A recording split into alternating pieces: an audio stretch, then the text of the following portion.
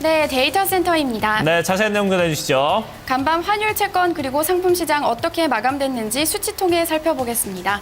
먼저 환율 시장 움직임입니다. 25일 서울 외환시장에서 원달러 환율은 전일보다 2.6원 오른 1,021원을 기록했습니다. 전날 이라크 서부 지역에서 시리아 전투기의 공격으로 50명이 사망했다는 보도가 나왔는데요. 따라서 안전자산 선호 심리가 강해지며 원달러 환율이 다시 1,020원대로 진입한 모습입니다. 이어서 뉴욕 외환시장 살펴보겠습니다. 엔달러 환율 전일보다 0.08엔 내렸고요. 달러 유로 환율 0.0006달러 올랐습니다. 이날 유로화와 엔화가 모두 달러 대비 강세를 나타낸 모습을 볼 수 있는데요. 이날 달러가 약세를 나타냈기 때문입니다. 함께 보시면요. 주요 6개국 통화 대비 달러 가치 나타내주는 달러 인덱스는 0.16% 내린 80.26을 기록했습니다. 간밤 미국의 1분기 GDP 확정치가 발표가 됐는데요. 전문가 예상보다 훨씬 부진한 것으로 나오면서 달러 가치 하락 압력으로 작용했습니다. 이어서 채권 시장 살펴보겠습니다. 채권 시장도 마찬가지로 부진한 미국 경제 지표 소식에 국채 가격이 상승했습니다. 여기에 이라크발 악재 역시 안전자산인 국채 가격 상승을 도왔는데요. 따라서 뉴욕 채권 시장에서 국채 가격과 반대로 움직이는 수익률은 0.03%포인트 내린 2.55%를 기록했습니다. 이어서 주요 반도체 관련 지수들을 살펴보겠습니다. 미국의 16개 반도체 종목으로 구성된 필라델피아 반도체 지수 0.38% 올랐고요. D램 2GB DDR3 가격은 0.41% 올랐습니다. 낸드 플래시 MLC 64GB 가격은 전일과 변화 없는 3.94의 거래를 마감했습니다. 이어서 상품 시장으로 넘어가 보겠습니다. 먼저 에너지 가격 살펴볼 텐데요. 이 전날 발표된 지난주 원유 재고가 예상 밖의 증가를 나타냈고 또 이 미국 경제 지표가 부진했음에도 불구하고 원유 가격은 상승했습니다.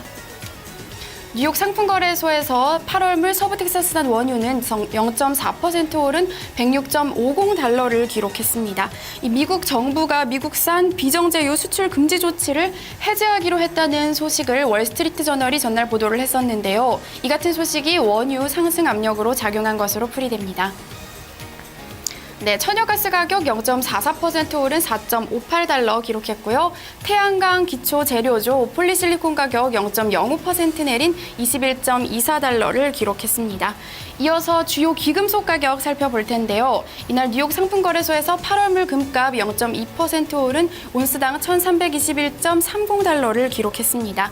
이 미국 경제 지표에 대한 실망감으로 달러가 약세를 나타내면서 금값은 소폭 오른 모습이었습니다.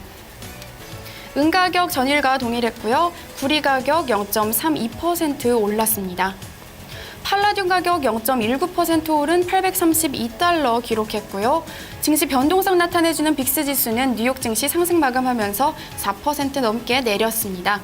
해운업 경기 선행 지수인 BDI 지수는 21포인트 내린 846포인트를 기록했습니다. 이어서 주요 곡물 가격 살펴보겠습니다. 이날 곡물 가격은 혼조세를 나타냈습니다. 시카고 상품거래소에서 옥수수 가격 0.17% 내렸고요. 소매 가격 0.60% 올랐습니다. 대두 가격은 0.37% 올랐고요. 원당 가격 0.43% 내렸습니다.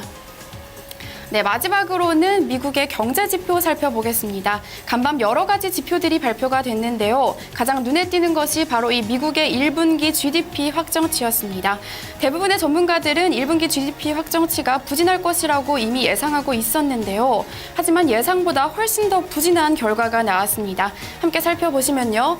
1분기 GDP 확정치는 마이너스 2.9%를 기록했습니다. 수정치였던 마이너스 1%와 전문가 예상치였던 마이너스 2%보다도 훨씬 더 악화된 결과인데요.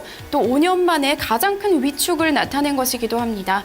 따라서 일각에서는 전문가들이 이 미국 경제에 대한 우려를 나타내기도 했는데요. 하지만 GDP 부진에도 불구하고 대부분의 전문가들은 2분기 미국 경제는 반등에 성공할 수 있을 것이라고 내다보고 있습니다.